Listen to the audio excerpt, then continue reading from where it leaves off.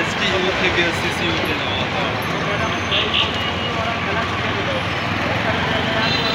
এবার কেয়ার হসপিটালের সামনে আইনশৃঙ্খলা পরিস্থিতি জোরদার করার জন্য এপিবিএন সদস্যদের দেখতে পাচ্ছি আমরা এই মুহূর্তে। আমাদের চেষ্টা করি।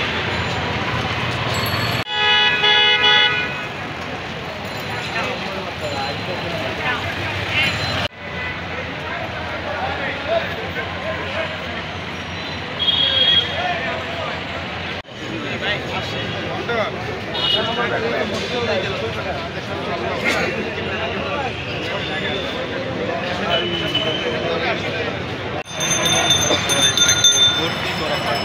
গতকাল ভোরের দিকে শারীরিক অবস্থার অবনতি ফলে তাকে এসটিইউ থেকে সিসিইউতে নেওয়া হয়।